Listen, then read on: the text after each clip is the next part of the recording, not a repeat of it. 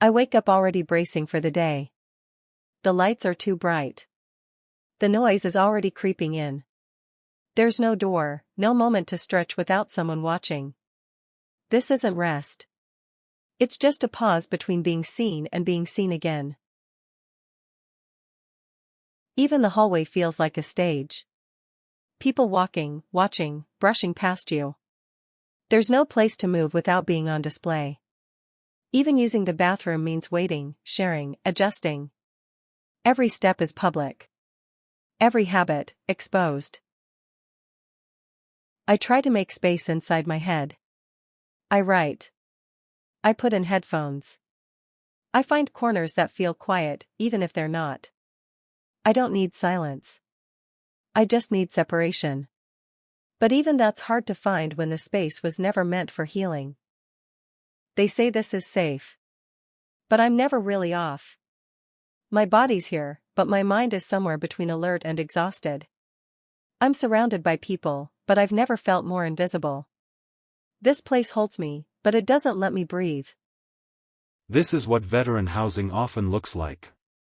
Long corridors, shared rooms, concrete blocks built for control, not care. It houses people, but it doesn't hold them. There is no quiet, no gradient of exposure, and most of all, no privacy. These environments are optimized for programming, not people. Beds are counted, not needs. Veterans like Maya are processed into systems that ask nothing about trauma, rhythm, or choice. They survive in these spaces, but they don't recover. Privacy here isn't missing, it's actively denied. These buildings were designed to monitor, regulate, and manage. In housing like this, the trauma doesn't end at the front door, it gets systematized. We say we've solved the problem with shelter. But for those who've served, who need peace, we offer only more chaos, with a roof. The issue isn't just broken housing. It's that we've forgotten to ask what housing is for.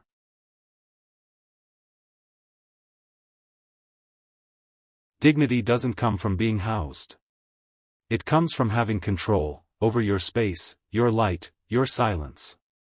When a veteran can close a door, adjust the curtain, choose when to engage, they begin to heal. Privacy isn't a feature. It's the foundation.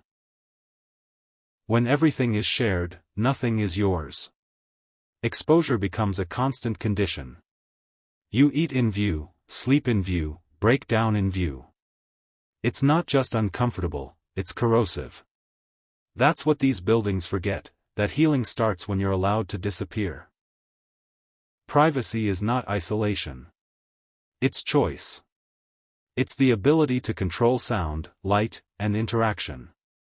It's knowing that no one is coming in uninvited, and no one is watching you get through the day. It's architecture saying, this moment belongs to you. We call this the gradient of exposure. It's not just about space, it's about transition. From public to personal.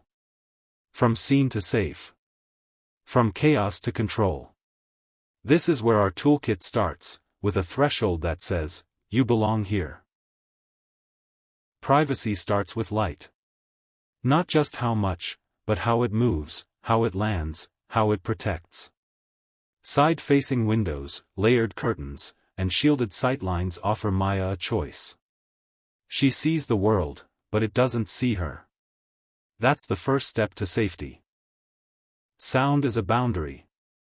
When a room absorbs it, the nervous system can rest. Acoustic buffering, through wall layers, flooring, and thresholds, turns the room from a shelter into a sanctuary. Quiet is not emptiness. It's permission to exist without interruption. Privacy is also social. Maya's porch gives her the power to pause. A soft transition between public and private space. This is what we call agency. She decides when to speak, when to wave, when to close the door. Privacy isn't retreat, it's control. This is not one detail. It's a system. A gradient of exposure, designed through light, sound, and space. Together, these elements return something most housing models forget: the right to belong to yourself. And to move through the world at your own pace. We can start our research with spatial behavior. Where does Maya linger? Where does she retreat? Privacy shows up in these patterns, where the body relaxes, where it avoids. By mapping her daily rhythm, we can see where the design supports autonomy, and where they fail. We can test how light, sound, and exposure change over time. How filtered daylight reduces anxiety. How muffled thresholds protect rest. These aren't stylistic choices. They're environmental tools, and we measure their impact with precision. We can also listen. What does Maya say about her space, her sleep, her sense of safety, and her willingness to engage with others? Her voice and those of other veterans matter as much as our metrics, because healing is personal, and design must be accountable to the people it claims to protect. What we are attempting to show with our research is that housing is not just a building but an evidence-based system of care. Privacy is measurable and dignity is observable. When space works, it shows, in data, in behavior, and in physical health. And that's how we know the toolkit for designers matters. It's quiet now. Not because the world changed, but because I get to choose when it enters. I wake up when I want. I hear birds instead of people. I don't brace for the day anymore. I begin it. The difference isn't just the walls or the window. It's what I get to do inside them. I write. I listen. I rest. I wave. Or not. I move through space like it's mine, because it is. And that changes everything. I'm still healing. But now, I get to do it in a place that was made for it. Privacy doesn't just protect me. It reminds me I'm worth protecting. That's what this space gave me. Not just safety. But time for myself. This didn't happen by accident. Someone designed it this way. Someone believed space could hold me. That healing could be layered into walls, thresholds, and light. That's what made the difference. Design is the first act of care.